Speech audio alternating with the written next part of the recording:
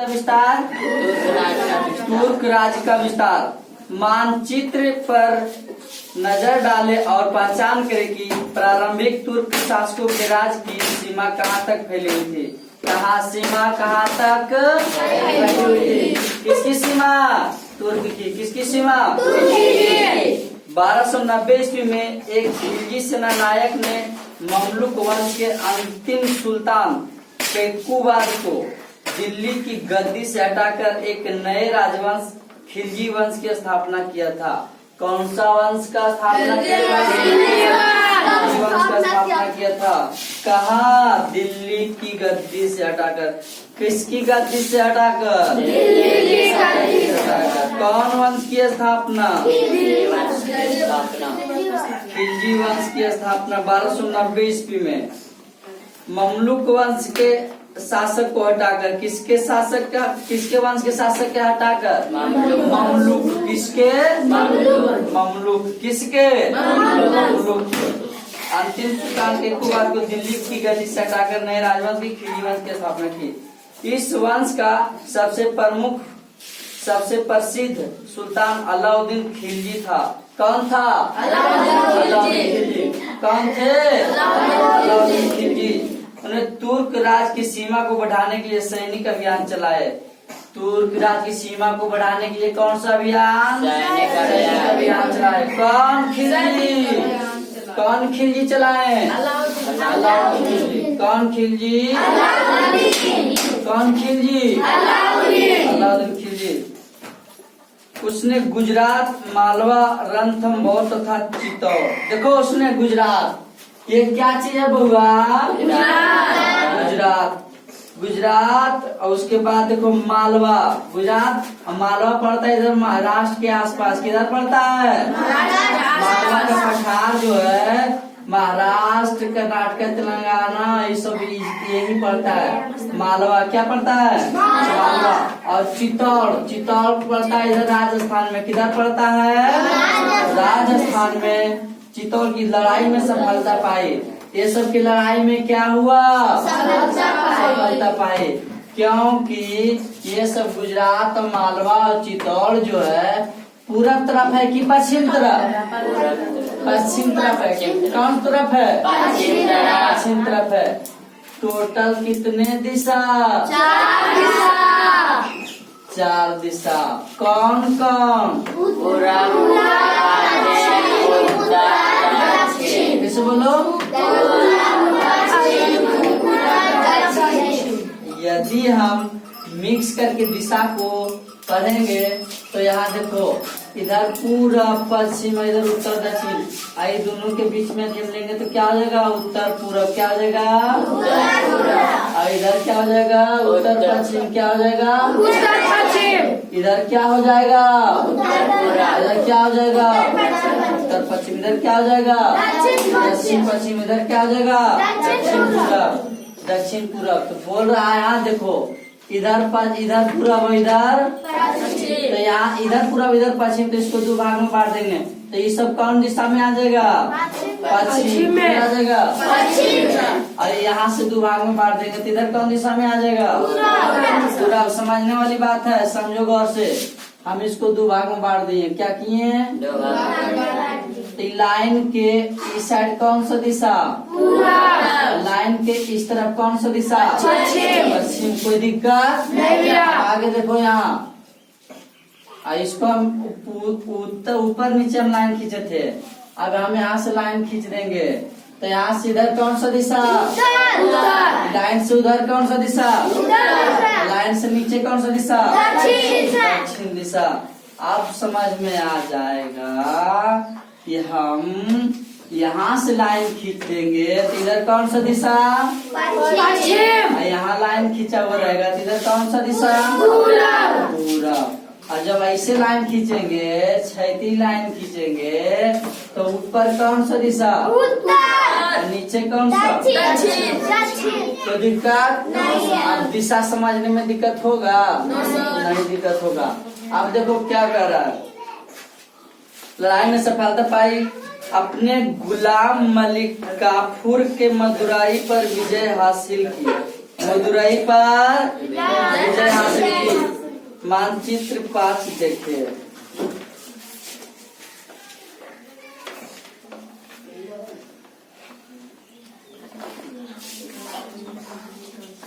मदुरई जो है, मदुरई पड़ जाता है इधर तमिलनाडु में। किधर पड़ जाता है? तमिलनाडु में। मदुरई किधर पड़ जाता है? तमिलनाडु में। उसने अपने मलिक कफूर के नेतृत्व में एक विशाल सेना दक्षिण भारत में भेजी। और क्या किया अलाउद्दीन खिलजी ने? किसने? अलाउद्दीन खिलजी ने अपने गुलाम मलिक, कौन सा मलिक? गुलाम मलिक कफूर के उसका जो गुलाम था मलिक कफूर के नेतृत्व में। किसके नेतृत्व में? मलिक कफूर। किसके नेतृत्व में?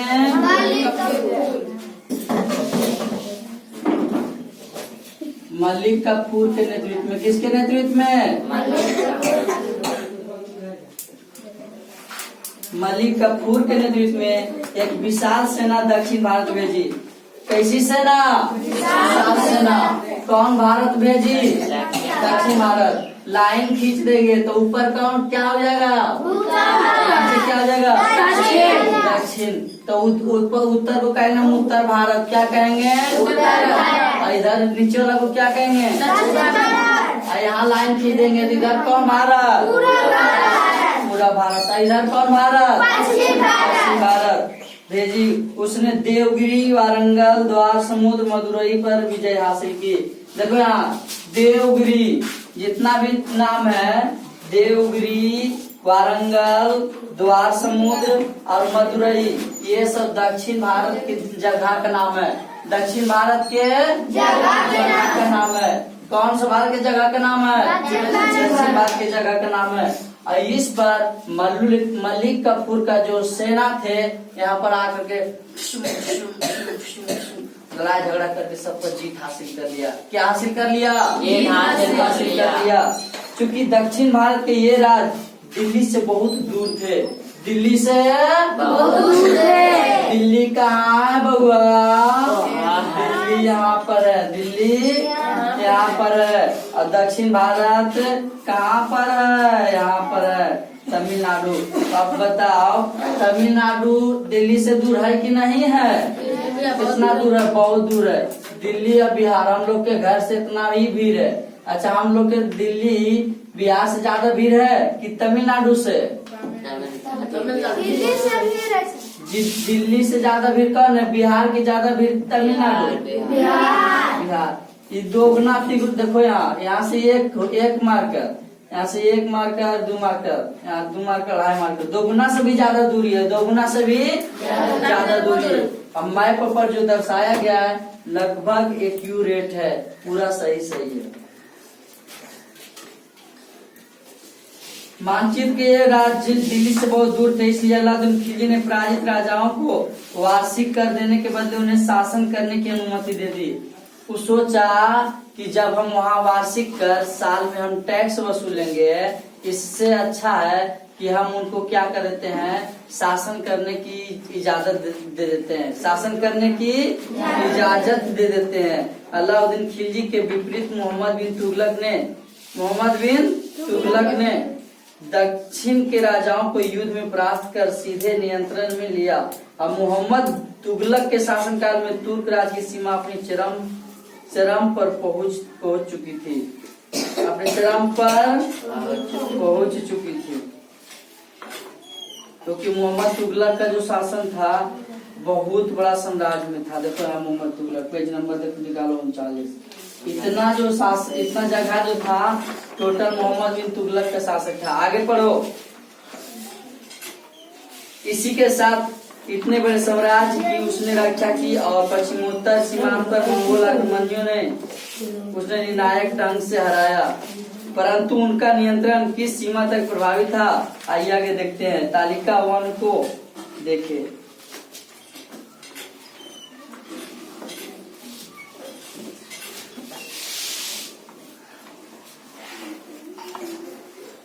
तुगलक वंश के बाद 1226 ईस्वी तक दिल्ली और आगरा पर सैयद वंश, लोधी वंश ने शासन किया।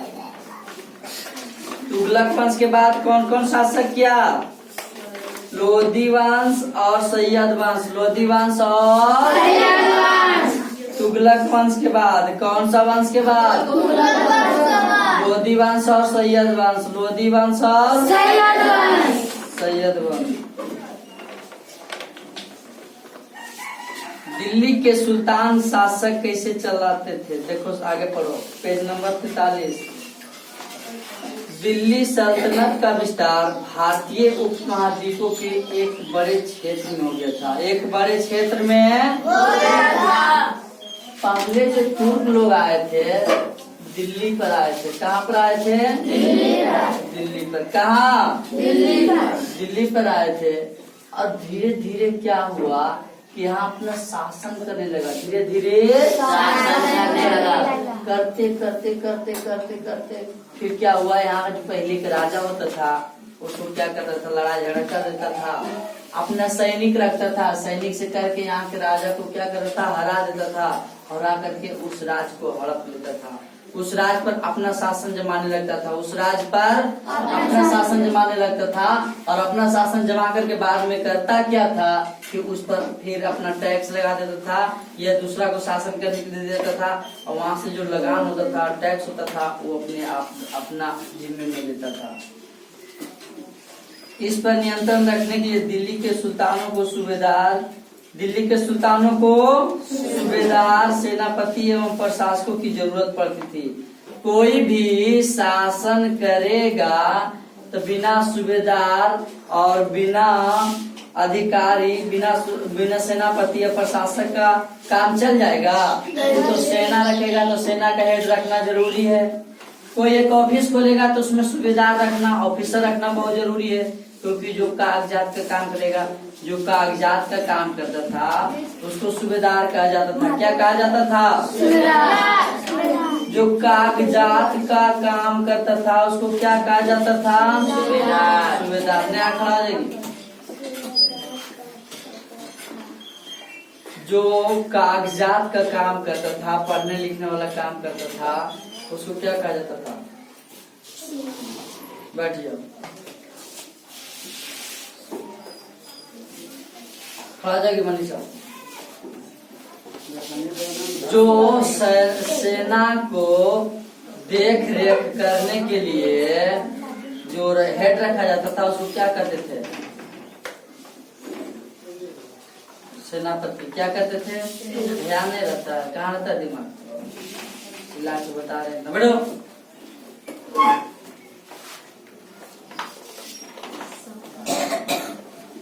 इन अधिकारियों को फारसी में अमीर कहा जाता था। फारसी में क्या कहा जाता था? अमीर। क्या कहा जाता था? बैठो उधर अभी। फारसी में क्या कहा जाता था? अमीर कहा जाता था। जो सल्तनत काल में मुख्य शासक वर्ग के रूप में स्थापित थे। मुख्य शासक वर्ग के रूप में स्थापित थे। मुख्य शासक वर्ग के रूप में स्थापित है। दिल्ली के प्रारंभिक तुर्क सुल्तानों ने अपने विश्वसनीय एवं योग्य गुलामों को ऊंचे प्रशासकीय पदों एवं सेनापति के रूप में नियुक्त किया। जो तुर्क के जो लोग थे, कहाँ के जो लोग थे? क्योंकि दिल्ली पर मोहम्मद गौरी ने कहाँ के, दिल्ली पर मोहम्मद गौरी कहाँ के शासक थे? तुर्क के। और पहले शासन कहाँ किया? दिल्ली में। कहाँ किया? दिल्ली पर किया। और वहाँ पर जो थे वो अपने अब जाने पहचाने लोगों को, अपने देश के लोगों को ऊंचे ऊंचे पद नियुक्त किया। क्या किया? पद नियुक्त किया। जो सेनापति होता था, सूबेदार होता था, अधिकारी होता था, भारत के लोग नहीं रखते थे। कहाँ के लोग तो रखते थे? तुर्क के लोग रखते थे। कहाँ के लोग तो रखते थे? इन गुलामों को खरीदकर बड़ी सावधानी से सैनिक एवं प्रशासकीय कार्यों के लिए प्रशिक्षित किया जाता था। प्रशासकीय कार्यों के लिए प्रशिक्षित किया जाता था। क्या किया जाता था? प्रशिक्षित किया जाता था। प्रशिक्षित मतलब उसको ट्रेनिंग दिया जाता था। क्या दिया जाता था? ट्रेनिंग दिया जाता था कि किस प्रकार से काम करना है। यहाँ जाना है तो इस प्रकार से काम करना है। कहा जाएगी बबली। प्रशिक्षित मतलब क्या है? प्रशिक्षित का इंग्लिश क्या होता है? ट्रेनिंग होता है। बैठो।